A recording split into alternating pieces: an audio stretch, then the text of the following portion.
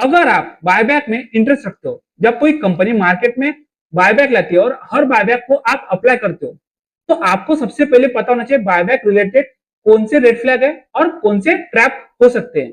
तो सबसे पहला रेड फ्लैग होता है buyback using date.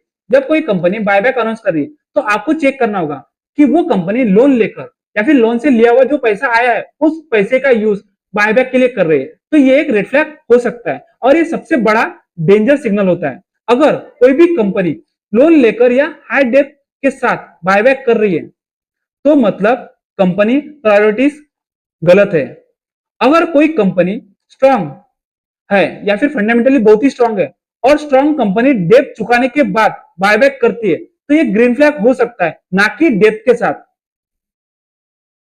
Second red flag होता है बिजनेस डिक्लाइन प्लस बायबैक। देखिए, जो भी कंपनी बायबैक अनाउंस कर रही है तो सबसे पहले चेक कीजिए उस कंपनी की रेवेन्यू ग्रोथ कैसी है। अगर फास्ट है तो ये ग्रीन फ्लैग हो सकता है, लेकिन स्लो है तो एक रेड फ्लैग हो सकता है। अब आपको चेक करना है उस इंडस्ट्री को। अगर वो इंडस्ट्री डिक्लाइन में, यानी वो जिस भी सेक्टर में या फिर जिस भी इंडस्ट्री में काम कर रही है उस इंडस्ट्री के सारे स्टॉक अगर कंटिन्यूसली गिर रहे हैं और वो कंपनी का शेयर का प्राइस भी गिर रहा है तो ठीक है, लेकिन उस इंडस्ट्री का अकेला यही स्टॉक गिर रहा है तो ये आपके लिए रेड फ्लैग हो सकता है। अगर कंपनी के प्रॉफिट, जो भी कंपनी प्रॉफिट बना रही है वो प्रेशर में है और कंपनी बायबैक कर रही है तो ये सिग्नल है कि मैनेजमेंट के पास ग्रोथ आइडियाज बिल्कुल नहीं है और बायबैक यहां सिर्फ इन्वेस्टर को शांत रखने के लिए है। थर्ड रेड फ्लैग हो सकता है repeated buyback without real growth.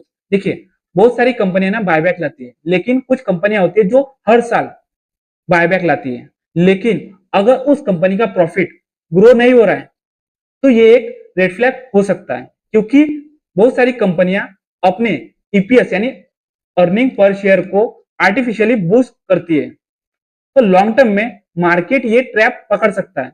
अगर विप्रो जैसी लार्ज कैप कंपनी जो फंडामेंटली बहुत ही स्ट्रांग है और उस कंपनी का मैनेजमेंट बहुत ही अच्छा है, अगर इस तरह की कंपनी हर साल या 2 साल या 3 साल में एक बार बायबैक इशू करती है तो इसमें कोई दिक्कत नहीं।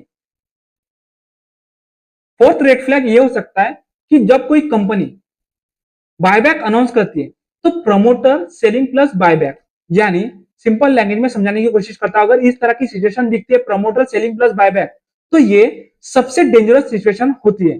अगर कोई कंपनी बायबैक अनाउंस कर रही है और बायबैक अनाउंस के साथ जो प्रमोटर है यानी कंपनी का जो मालिक है वो भी अपने शेयर्स बेच रहा है, तो मतलब है कि प्रमोटर बायबैक का यूज एग्जिट के लिए कर रहा है और रिटेल इन्वेस्टर के लिए ये बिग वार्निंग होती है। तो आपको इस तरह की कंपनी से दूर रहना है या फिर उस तरह की कंपनी का बायबैक अवॉइड करना है।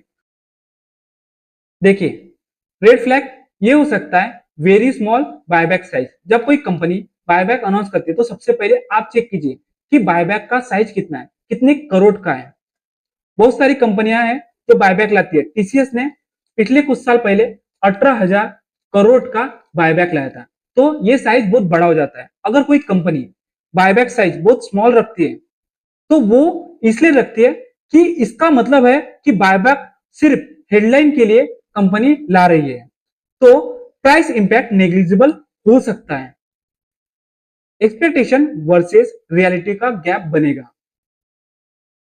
सबसे लास्ट रेड फ्लैग ये हो सकता है, अगर आप किसी भी कंपनी के बायबैक में अप्लाई करते हो तो सबसे पहले उस कंपनी की ईपीएस चेक करो। अगर ओनली ईपीएस स्टोरी है, नो बिजनेस स्टोरी है, तो आपको समझना होगा कि जो भी कंपनी का मैनेजमेंट बोल रहा है, अगर कंपनी का मैनेजमेंट बोल रहा है कि अर्निंग पर शेयर इंप्रूव होगा, साथ ही साथ शेयर होल्डर को वैल्यू क्रिएट होकर मिलेगी, लेकिन अगर मैनेजमेंट के पास उस कंपनी का ग्रोथ रोडमैप ही क्लियर नहीं है तो बायबैक में जो भी ईपीएस में नंबर आ रहे हैं वो मैनेजमेंट अरेंज कर रहा है और ये सिर्फ नंबर का खेल है।